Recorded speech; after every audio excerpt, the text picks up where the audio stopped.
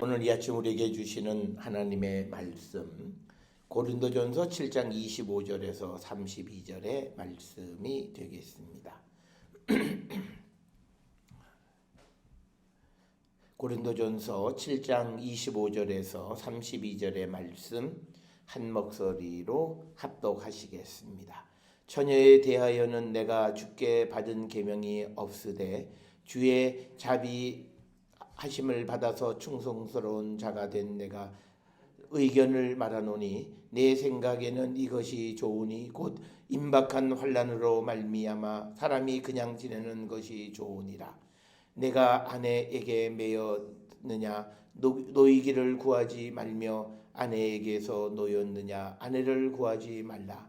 그러나 장가가도 죄짓는 것이 아니요 처녀가 시집가도 죄짓는 것이 아니로되 이런 이들은 육신의 고난이 있으리니 나는 너희를 아끼노라. 형제들아 내가 이 말을 하노니 그때가 단축하여 진 고로 이후부터 안에 있는 자들은 없는 자같이 하며 우는 자들은 울지 않는 자같이 하며 기쁜 자들은 기쁘지 않은 자같이 하며 매매하는 자들은 없는 자같이 하며 세상 물건을 쓰는 자들은 다 쓰지 못하는 자같이 하라. 이 세상의 외형은 지나감이니라.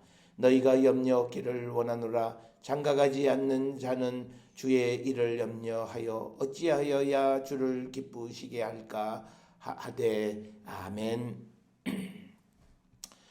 오늘 우리가 함께 읽은 고린도전서 7장 25절부터 32절에 있는 말씀은 사도 바울이 7장 25절부터 끝까지 그 처녀와 과부에 대한 그 입장을 권면하는 말씀 가운데에서 25절부터 32절에 있는 말씀은 이제 처녀들에게 주로 주시는 그 말씀으로 이제 기록이 되어져 있습니다.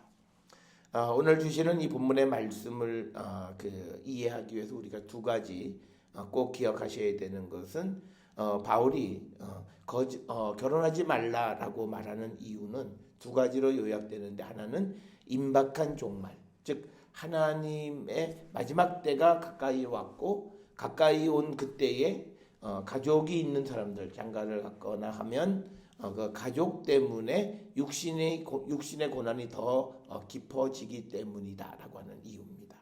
그래서 바울은 결혼을 한다라고 하는 것 자체가 죄가 되는 것은 아니다. 그러나 이 마지막 임박한 종말의 때에 그 결혼으로 말미암아 육신의 고난이 있을 것이다라고 28절에서 말씀을 하고 있고, 또 하나 바울이 결혼하지 말라고 한 것은 이제 그 그리스도의 종말이 가까운 이때에 우리가 좀 더 그리스도를 위해서 관심을 갖고 우리가 살아가는 자들이 되어야 한다. 그래서 마지막 32절에 너희가 염려 없기를 원하노라. 즉 가족을 구성함으로 그것 때문에 염려하는 그런 자가 되지 말고 장가가지 않는 자는, 즉 결혼하지 않는 자는 주의 일을 염려하여 어찌해야 내가 주를 기쁘게 할까 이것을 걱정하는 자가 되라라고 하는.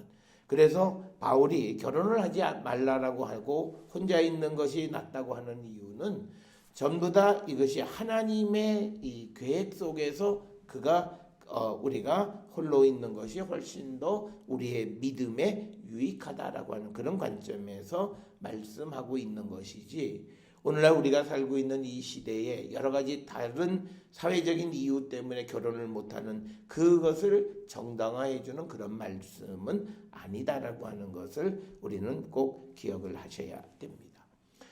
이 고린도 교회 성도들은 복음을 받아들인 다음부터 여러 가지 조금은 복음과는 다른 생각들을 하는 사람들이 많이 있었습니다.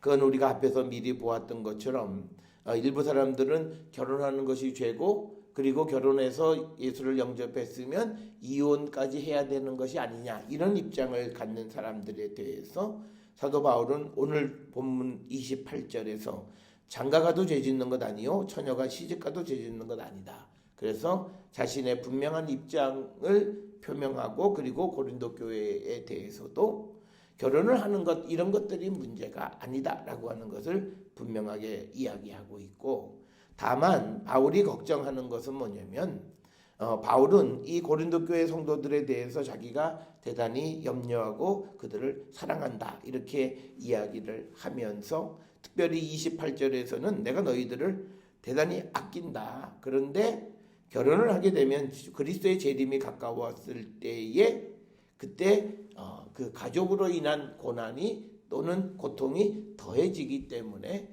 그러면 혼자 있는 것이 좋다. 그래서 이 환난의 때를 혼자 겪는 것이 유익하다라고 하는 그런 의미에서 결혼하지 않는 것이 낫다라고 하는 그런 입장을 표명하는 것이지 근본적으로 결혼하지 말라라고 이야기하는 건 아니에요. 왜냐하면 우리가 알다시피 창세기에 보면 2장의 결혼은 하나님께서 짝지어 주신 거예요.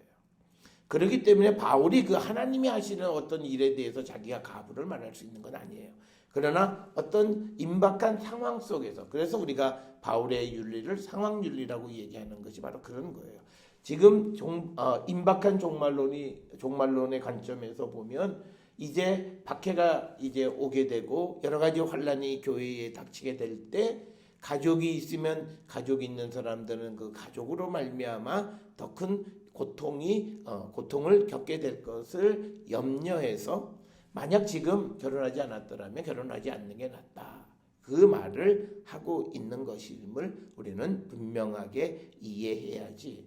이것이 근본적으로 뭐 결혼 자체를 반대하거나 또는 뭐 독신주의를 주장하거나 이런 개념은 아니다. 그래서 우리가 많은 사람들이 그 구약 성경에 그 613개의 율법이 등장하는데 그것이 오경 가운데 출애굽기, 레위기, 민수기, 신명기에 주로 있다고 생각하는데 특별히 이 창세기에 3개의 그 계명이 있는데 그 중에 첫 번째가 뭐냐면 이게 결혼해서 생육하고 번성하라고 하는 겁니다. 그렇기 때문에 그것을 사도 바울이 그는 거부할 수가 없는 거예요. 그래서 지금 이 결혼하지 않고 홀로 있는 것이 좋다라고 말하는 것은 그가 이제 어떤 구체적 상황 속에 직면했을 때에 그 고난의 때를 홀로 겪는 것이 훨씬 더 낫다라고 하는 그런 의미임을 우리는 오해하지 않아야 되고 이런 특수한 고린도 교회의 상황을 일반화시키면 안 된다는 거예요. 그래서 봐라 바울이 홀로 있어서 그랬어. 그래서 이게 그냥 혼자 사는 것이나 그렇게 얘기하는 것은 옳은 이야기는 아니다라고 하는 거예요. 그런데 우리가 믿음의 삶을 살아가면서 사람들이 보편적으로 그렇게 얘기해. 봐라 바울이 그렇게 얘기해. 그런데 바울의 말에는 앞뒤 전후 상황이 있다는 거죠. 그 상황 속에서 주시는 말씀임을 우리는 꼭 기억을 하셔야 되겠고. 자, 그래서 오늘 주시는 25절에 보면요. 그 바울이 이거는 주께로부터 받은 계명이 아니다는 거예요. 이 말에 대해서 계명으로 받은 것이 없기 때문에 그 충성스러운 자가 된 바울 자신이 자기의 의견을 말한다. 그래서 바울은 자기의 견해와 하나님의 말씀을 분명하게 구분짓고 있다라고 하는 거예요.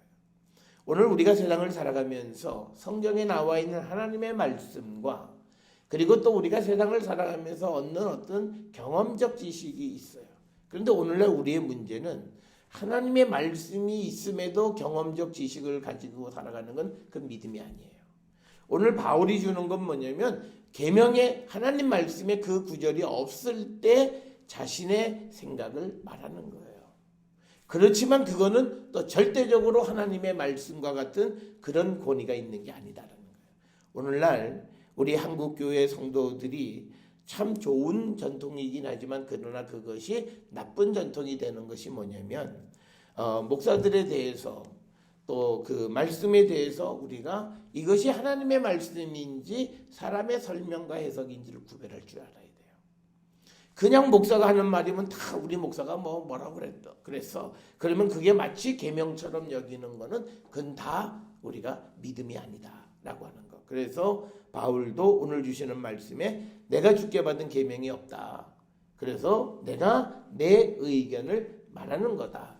그리고 우리가 앞에서 보았던 7장에서 보면 이건 주의 계명이다 라고 하는 건 또 분명하게 그것을 밝히는 거예요. 그래서 우리가 경험을 따라 살아가지만 그러나 그 경험이 말씀과 충돌하면 경험은 버려야 돼요.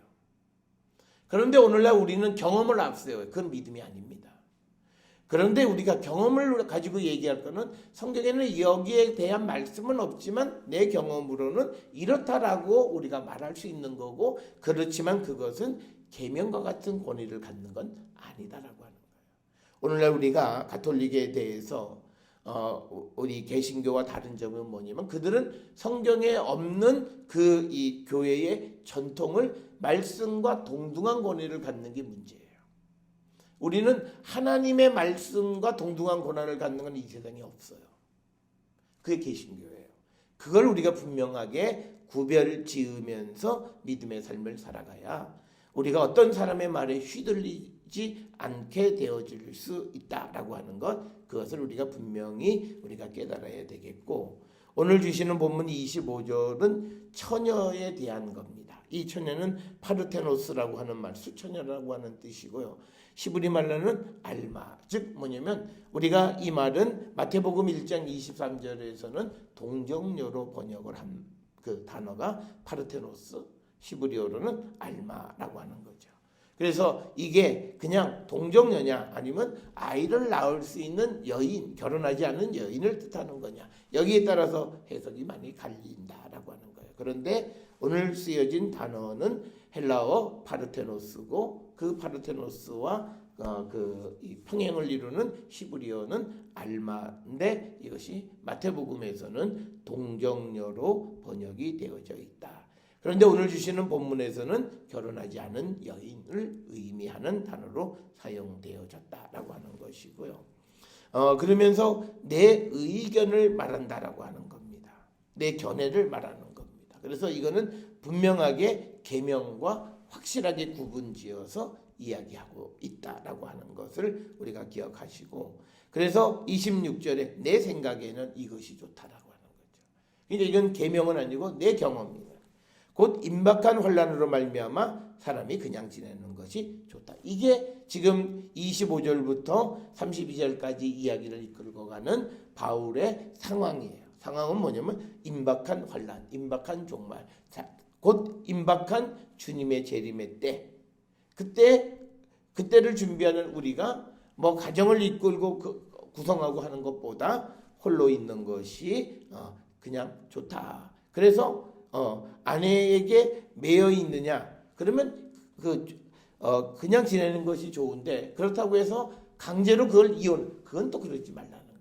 그래서 27절에 내가 아내에게 매였느냐? 노이기를 구하지 말라. 너 아내에게서 노여있느냐? 결혼을 하지 않았느냐? 그러면 아내를 구하지 말라라고. 현재의 상황, 지금은 임박한 종말일 때에 주님의 오심을 준비하는 자가 되어야지 어떤 가정을 이끌면서 거기에 관심을 분산시키지 말라. 그래서 처지를 바꾸지 말라고 재차 촉구하는 말씀이 27절에 있는 그런 말씀이 되겠습니다. 그래서 이것은 철저하게 고난의 때에 가족이 있으면 그 사람의 고난이 가중되어지기 때문에 홀로 있는 것이 낫다고 말하는 것이 오늘 27절의 말씀이고, 그거를 이제 부연하는 것이 그러나 장가 가도 죄를 짓는 것이 아니요 처녀가 시집을 가도 죄 짓는 것이 아니로되 이런 일은 육신의 고난이 있으리니 나는 너희를 아끼노라. 그래서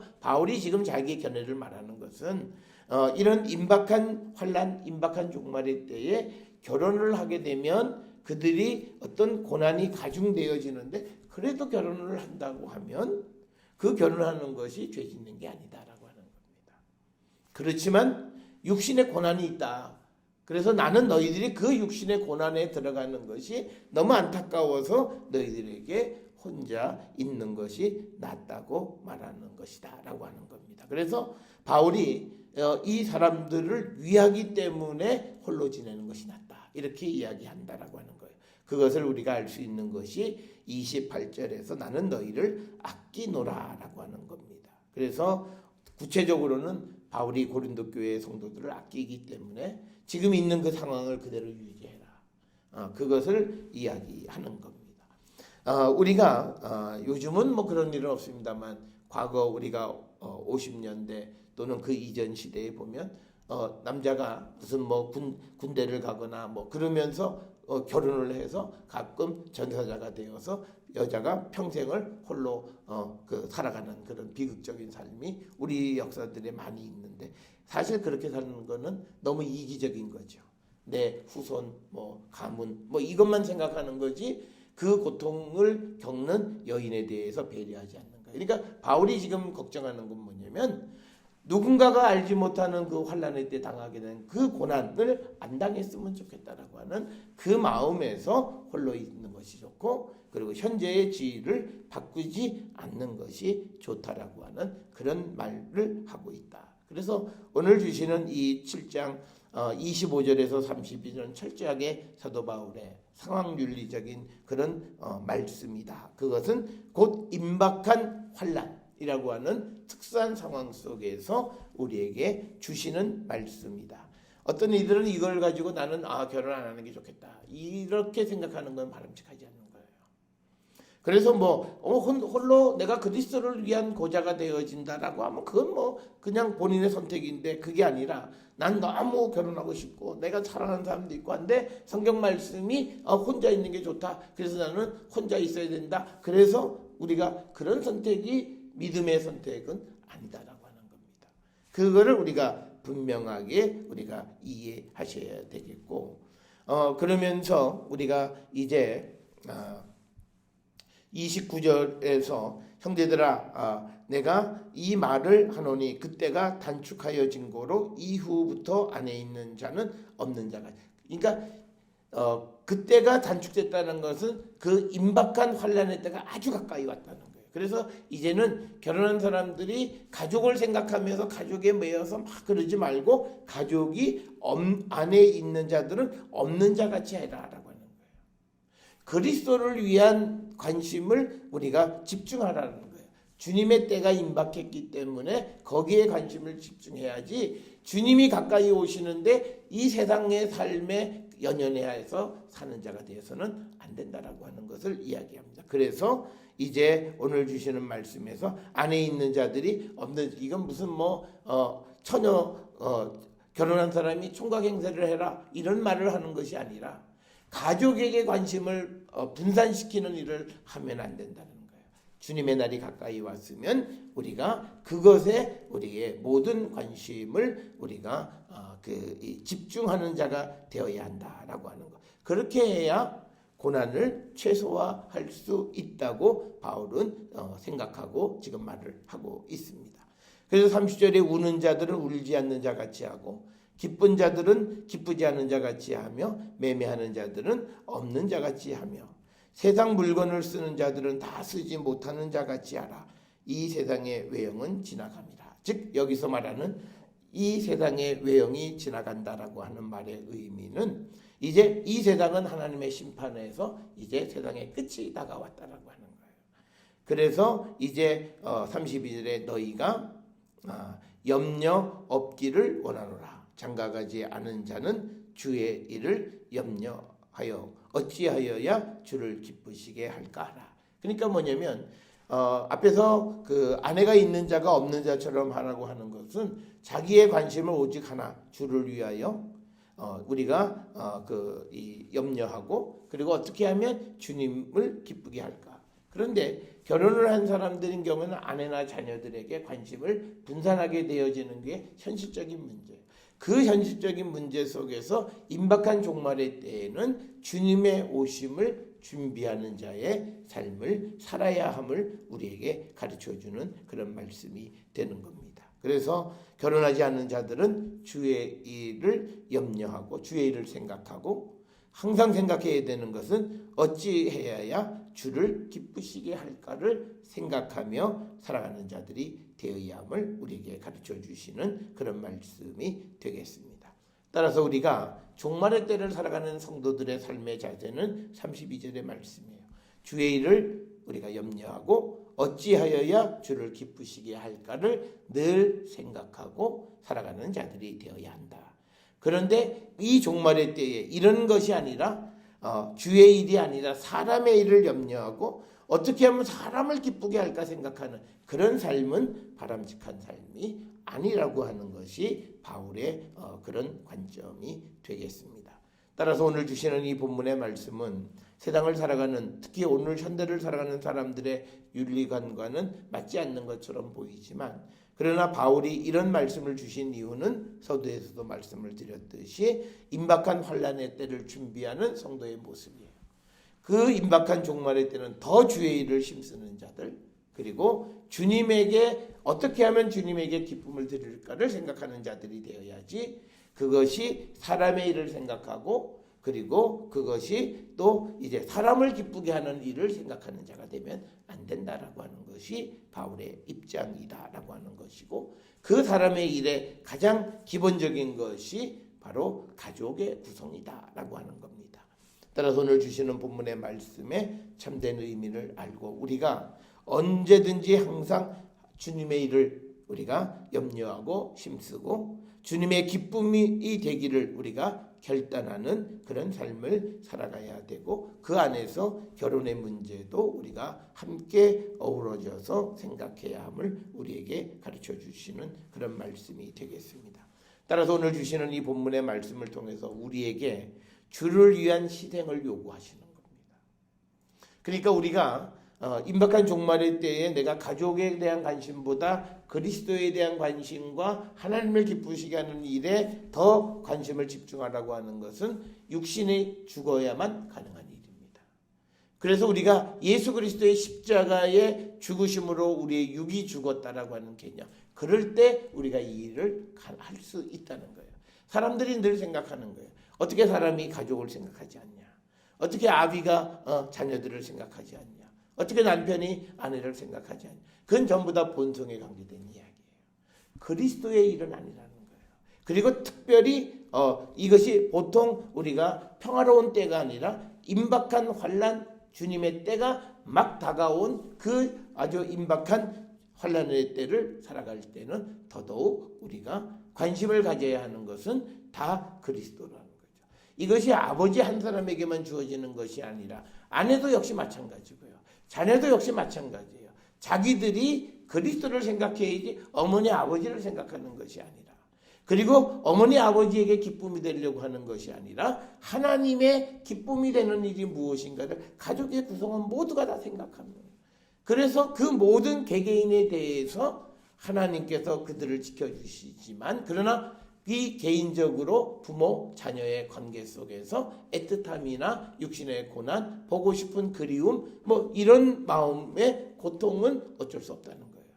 그런 것을 피하기 위해서 결혼을 하지 않는 것이 좋다라고 하는 그 말을 했지만, 그럼에도 불구하고 나는 결혼을 해야 되겠다고 생각하면 그건 감내할 수밖에 없다라고 하는 거예요. 그러면서 이런 말을 하는 이유는 결국은 내가 너희를 아끼기 때문이다. 너희들이 어떤 고통을 당할지 내가 분명히 알기 때문에 너희들에게 이 말을 하는 것이다. 그렇다고 해서 지금 장가간 사람 보고 이혼하라는 얘기가 아니라, 우리가 마지막 때에 우리가 관심을 가져야 되는 것은 주의 일, 그리고 주를 기쁘시게 할 일이 무엇인가를 늘 생각하며 살아가는 자가 되어야 한다라고 하는 것을 우리에게 가르쳐주는 그런 말씀이 되겠습니다. 오늘 주시는 말씀을 통해서 우리의 관심이 특별히 우리가 살고 있는 이 시대는요, 가족 이기주의 시대를 살고 있어요. 이 시대 속에서 정말 우리가 그리스도의 일을, 주의 일을 가족이 함께 생각하면서 그것을 위해서 함께 나가는 가족이 그렇게 많지 않다라고 하는 것이 우리의 슬픈 현실인데, 우리가 오늘 주시는 이 본문의 말씀을 통해서 우리가 함께 주의 일을 염려하고 함께 주를 기쁘시게 할 일을 도모하는 그런 가족이 거룩한 가족이고, 그리고 종말의 때를 살아가는 거룩한 성도의 가족이 추구해야 될 방향이 아닌가 생각을 합니다. 오늘 주시는 말씀을 통해서 우리가 결혼을 하니 안 하니라고 하는 그런 것보다 우리에게 주어진 지금의 현실 속에서 내가 주를 위해서 염려하고 걱정하고 주님을 기쁘시게 할 일을 찾아가며 추구하는 삶을 사는지를 돌아보면서 우리가 그리스도의 일을 더 많이 생각하고 그 일을 위해 기도하는 우리 모두가 될 수 있기를 주의 이름으로 축원합니다.